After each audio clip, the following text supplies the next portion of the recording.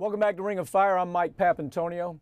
America's military veterans are facing a crisis when it comes to access to quality health care. And the fight for access to health care is just one of the many struggles facing our veterans. I have attorney Howard Nations with me now to talk about the dismal treatment that our military veterans receive. Howard, we saw the Bush administration cut payments to spouses, cut tax cuts for disabled veterans. They removed those tax cuts.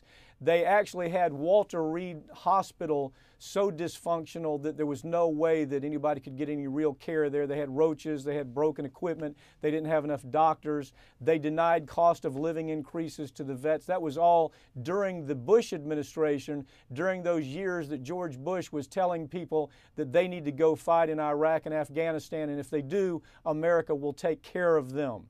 And now we see the story is not much better with Obama.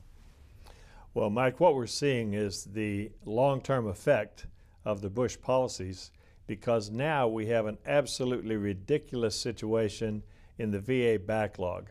First-time applicants for care and compensation are waiting as long as 600 days, 20 months, to get their beginning of their care and compensation. Now, the VA claimed it was 272 days, but when the Inspector General checked into it, they found it was closer to 600 days. Despite a 40% increase in the budget, we're still having only 300 new claims handlers on the payroll to handle these claims. Okay, the vets are waiting. Howard, it's ridiculous. Howard, let me ask you, sequester hasn't even taken hold yet. In other words, all of these Republicans beating on their chest, by golly, we're gonna let sequester take place. I think of Jeff Miller right here in North Florida. He is supposed to be the veterans guy. Now he's out there saying, oh my God, how horrible this is that veterans are not getting proper care. But look at what he did in regard to sequester. Look at what all these Republicans did in regard to sequester, and now they're back home and they're having to talk to their constituents and say, oh yeah, well, I'm sorry, your guy can't get medical care. It's bad, isn't it, Howard? It's ridiculous. It's hard to believe that 95% of claims in the VA are still handled on paper despite a 40% increase in the budget. In this day and age, that's absolutely ridiculous.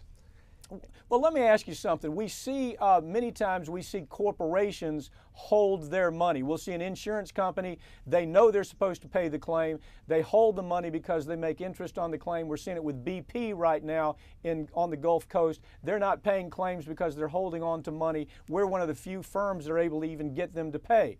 So if they hold money, then they actually make money on the interest that they're holding. It's almost the same analysis here. You've got a federal government who simply isn't paying claims. They're not even processing claims. It's not that they're just dysfunctional. There's a design here, isn't there, Howard?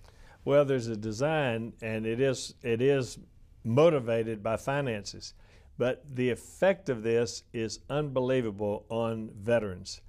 For example, we had a case in Texas not that long ago where a 22-year-old young veteran who had severe back pain, and as a result of an injury he got in Iraq.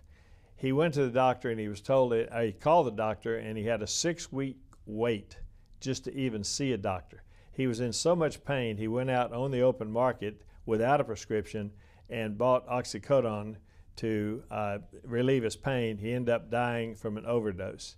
We're creating drug addicts at an exponential rate among our veterans, and it is absolutely ridiculous. We saw the Bush administration do everything they could to make sure that they did not pay veterans for post-traumatic stress disorder. We saw every week there was another story about the Bush administration trying to stop those payments. Are we seeing anything better with the Obama administration where it comes to veterans?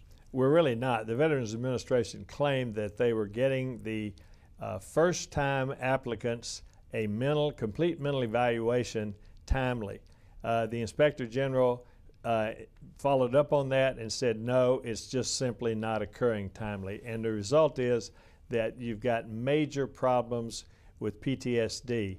And the PTSD patients are the ones that are most susceptible to the drug addiction. And what they're doing is they're giving them opioids and they're becoming drug addicted as a result of it, because you got a combination of young males primarily and opiates, and it's an addictive combination, and the result is now this is shameful. The result is the number of suicides and deaths from overdose of drugs or from the wrong combination of drugs among our veterans who are back home, not the ones over there, the ones that are back home, is outrageous. How substantial is the number of increases in suicides when we compare this war, these wars to past wars? Well, it's an exponential growth over past wars, and it's also the number of suicides among PTSD patients is the highest. The suicides and the wrong combination of drugs or the overdose. But what is it that this administration is doing about that? What are we seeing in about 30 seconds?